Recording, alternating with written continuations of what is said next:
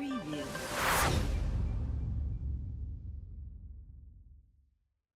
Hello viewers, welcome to the video. मेरा नाम है पंकज, मैं हूँ देहरादून से। आज मैं आप लोगों के साथ शेयर करना चाहता हूँ अपना एक्सपीरियंस विद रॉयल इनफील्ड। तो अभी रिसेंटली मैंने एक बाइक परचेज़ करी है, रॉयल इनफील्ड की हंटर 350। उसके साथ मेरा कैसा एक्सपीरियंस रहा है ये मैं आप लोगों के साथ शेयर करना चाहता हूँ।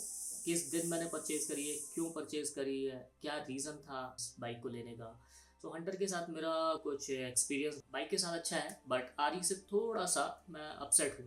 तो क्या चीज़ें हैं इसके बारे में हम वीडियो में डिस्कस करते हैं। सो हंटर का जो मैंने कलर परचेज़ किया है, अभी जो हंटर लिया है वो डेपर वाइट कलर में लिया है। और डेपर वाइट कलर मैंने इसलिए लिया है क्योंकि थोड़ा सा पुराना तो है, बट मुझे लगता है कि उसकी रोड अपीयरेंस ज़्यादा है, ऐसा मेरा मानना है। सो सबके पॉइंट ऑफ व्यू अलग अलग हो सकते हैं। हंटर में अभी दो कलर और नए लॉन्च किए हैं डेपर सीरीज़ में ही। एक डेपर ग्रीन है और डेपर ऑरेंज है। मैंने डेपर वाइट इसलिए लिया था क्योंकि मेरी पर्सनल चॉइस थी थोड़ी सी कि मुझे वाइट में ज़्यादा, क्योंकि जब हम बाइक लेते हैं शोरूम पे तो अच्छी लगती है, कोई सा भी कलर हो। बाइक जब सड़क पे चलती है तो उसकी रोड अपीयरेंस छुप जाती है। बाइक गंदी भी होती है, धूल में भी निकलती है, कीचड़ से भी निकलती है। तो बाइक का जो कलर है तो मुझे बहुत ज़्यादा डार्क लगा और इसकी रोड अपीयरेंस ज़्यादा अच्छी नहीं है। तो ये मेरी पर्सनल चॉइस हो सकती है, इसमें आप की भी अपनी अपनी चॉइस हो सकती है। उस दिन के बारे में बताऊं तो सुबह सुबह हम लोग यहाँ से तैयार हुए। 3 अक्टूबर को मैंने ये बाइक अभी परचेज़ करी है। पहला नवरात्रा था और मेरा बर्थडे भी था उस दिन। तो मुझे लगा कि ये कॉम्बिनेशन अच्छा है और बाइक इस दिन डिलीवर करनी चाहिए। हमने बुकिंग जो है मैंने पहले सितंबर में ही करा दी थी। सारे फॉर्मेलिटीज़ जो भी पेपर वर्क था वो मैंने पहले ही करा दिया था। 3 अक्टूबर को मैं गया था रॉयल इनफील्ड अलाइड ऑटोमोबाइल्स, जो कि यहाँ जाखन देहरादून में है। तो वहाँ से मैंने डिलीवरी ली थी और उस दिन मेरे कज़न ने भी साथ में बाइक की डिलीवरी ली थी। उसने ली है होंडा की हाइनेस। तो पहले हमने रॉयल इनफील्ड गए, वहाँ से अपनी हंटर 350 की डिलीवरी ली है। उसके बाद हम यहाँ से होंडा की शोरूम गए, वहाँ से हमने हाइनेस की डिलीवरी ली थी। यहाँ से गए थे, एक्साइटमेंट अलग था। शोरूम पहुँचे, शोरूम में ऑलरेडी बहुत सारी डिलीवरीज लाइन अप थी। तो शोरूम में जाकर भीड़ थी, बट हम लोग को थोड़ा सा इंतज़ार करना पड़ा वहाँ पर। जो हमारा सेल पर्सन था जिससे हम कोऑर्डिनेट कर रहे थे, उसे हम पहले बता के गए थे, तो उसने अपना टाइम हमें दे दिया था स्पेसिफिक कि सर आप इस टाइम पे आ जाना। उसके बाद भी हमें थोड़ा सा वेट करना पड़ा था, that is not an issue. तो इतना तो लग ही जाता है एटलीस्ट, अगर आप नई बाइक ले रहे हैं तो 1 घंटा तो कहीं नहीं गया, वो लग ही जाता है। फिर दूसरा था बाइक डिलीवरी करने का। आरी का थोड़ा सा जो तरीका था वो कैजुअल था कि ऐसी डिलीवरी मैंने एक्सपेक्ट नहीं करी थी एटलीस्ट। तो जो बाइक को तरीके से, एक तो उनका डिलीवरी स्पॉट बहुत अच्छा नहीं है। तो शोरूम के बाहर ही पीछे एक बैनर लगाया हुआ है, इमेज मैं शेयर कर दूंगा आप लोगों के साथ वीडियोस, और उसमें आप देख सकते हो। वो स्पॉट मुझे बहुत ज़्यादा खास नहीं लगा। दूसरी चीज़ ये थी कि जिस पर्सन से मैंने कांटेक्ट किया था, जिस पर्सन से मैं कोऑर्डिनेशन में था स्टार्टिंग से, वो पर्सन उस दिन डिलीवरी के टाइम पे मिसिंग था। मैंने बाद में इस चीज़ को रिव्यू भी दिया उनको कि मुझे ये चीज़, जिस तरीके से आपने डिलीवरी दी है वो चीज़ नहीं पसंद आई। अच्छा दिन था, बड़ा दिन था सभी के लिए, वो चीज़ नहीं पॉसिबल हो पाई जो मैं सोच कर गया था कि ये तरीके से एक डिलीवरी मिलती। क्या कहूँ इस चीज़ के बारे में, आप समझ सकते हैं। तो बाइक के बारे में बात करूँ तो बाइक बहुत अच्छी है, नो डाउट। बाइक को लेकर एक रिव्यू वीडियो भी बनाऊँगा जल्दी। तो मेरा क्या एक्सपीरियंस है हंटर 350 को लेकर, जल्दी आप लोगों के साथ शेयर करूँगा। तो हंटर परचेज़ करने का एक रीज़न ये था, पहला बजट, दूसरा मेरी फिज़िक। सो मुझे बहुत ज़्यादा हैवी बाइक नहीं चाहिए थी और मुझे ऐसी बाइक भी नहीं चाहिए जिसकी सीट हाइट बहुत ज़्यादा हो। तो क्योंकि बाइक पे जब तक आपको कॉन्फिडेंस नहीं आएगा तब तक आप उसको चला, कई बार ऐसा होता है कि हम वजूद से ज़्यादा एक्सपेक्ट कर लेते हैं। जैसे अगर मैं सीट हाइट ज़्यादा ले लूँ, स्क्रैम हो गई या हिमालयन हो गई, तो आपके पैर जो है पूरी तरह से ज़मीन पर नहीं आते, और जब तक पैर पूरी तरीके से ज़मीन पर नहीं आएंगे तब तक आपको एक कॉन्फिडेंस जो है बाइक के ऊपर वो नहीं आता।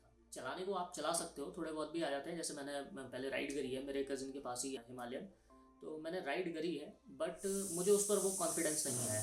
350 सीसी में मुझे नहीं लगता कि हंटर से बेटर एक डेली कम्यूट के लिए कोई बाइक है अभी। रॉयल इनफील्ड ने भी अच्छा काम कर रखा है, हर सेगमेंट के लिए आपको एक बाइक मिल जाएगी उनके पास। अगर आप क्रूज़र चाहते हैं तो क्रूज़र भी है उनके पास, मीटियोर सीरीज़ है, मीटियोर 350, मीटियोर 650। डिपेंड्स अपॉन कि आपका बजट क्या है और आप कितनी पावर चाह रहे हैं।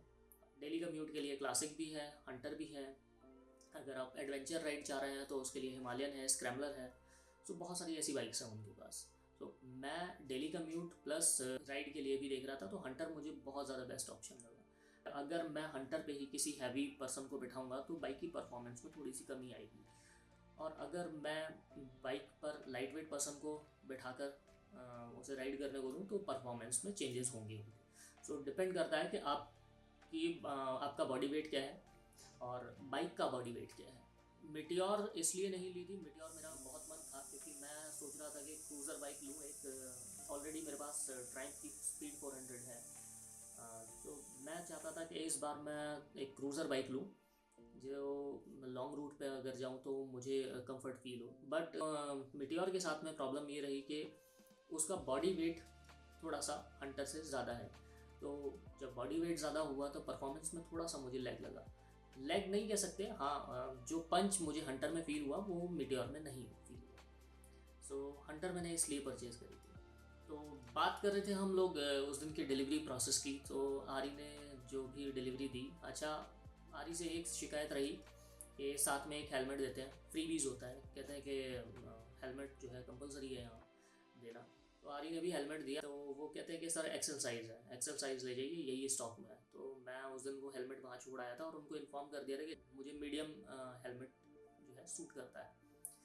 तो हेलमेट के लिए मैंने उनको बोल दिया था कि आपके पास जब भी ये हेलमेट अवेलेबल हो जाए तो आप मुझे कॉल करके बुला लीजिएगा। साइड बाय साइड मैंने अपनी बाइक में क्या मॉडिफिकेशन कराए थे आरी से, उसके बारे में डिस्कस कर लेते हैं। तो जब मैं बाइक लेने गया था, जो शोरूम से बाइक ऑफर होती है उसमें कोई भी एसेसरीज नहीं होती। मैंने जो है रॉयल एनफील्ड से सिर्फ एक हंटर का लेग गार्ड लगवाया था और एक बैक रेस्ट लगवाया था। इसकी कॉस्ट अराउंड मेरे को 5,500 से 6,000 रुपये के बीच में। दूसरी एसेसरीज थी जैसे सम गार्ड, जिसे आप इंजन प्लेट भी बोल देते हैं, तो वो मैं लगवाना चाहता था। जैसे उनसे मालूम किया कि कितना प्राइस क्या है इसकी, तो उन्होंने मुझे बताया कि इसकी प्राइस जो है 3,500 रुपये। सीट कवर भी उनका 1,200 रुपये का था, क्योंकि आफ्टर मार्केट अगर आप परचेज़ करते हैं तो लगभग 350 से 500 के बीच में आ जाता है। बार एंड मिरर की कॉस्ट नहीं लगवाने, बार एंड मिरर तो आरी से मत ही लगवाना, बहुत महंगे, बहुत महंगे।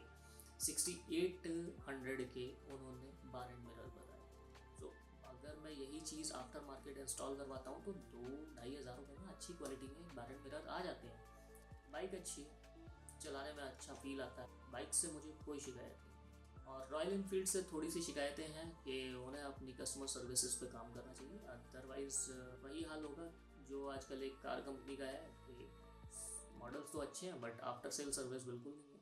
लीक कंप्लीट कर दिया था। तो होंडा की बुकिंग, हंटर की बुकिंग हमने सेम डे करा दी थी। फिर हमने अमाउंट भी सेम डे आगे जाके सबमिट कर दिया। पेपर वर्क भी ऑलमोस्ट सेम डे ही हमने कर दिए थे, और डिलीवरी भी हमें दोनों की सेम डे ही लेनी थी। तो रॉयल एनफील्ड की डिलीवरी लेने के बाद हम सीधे होंडा बिग विन पहुँचे। वहाँ पर पहुँचने के बाद उन लोगों ने बाइक हमारी रेडी करके रखी थी पहले।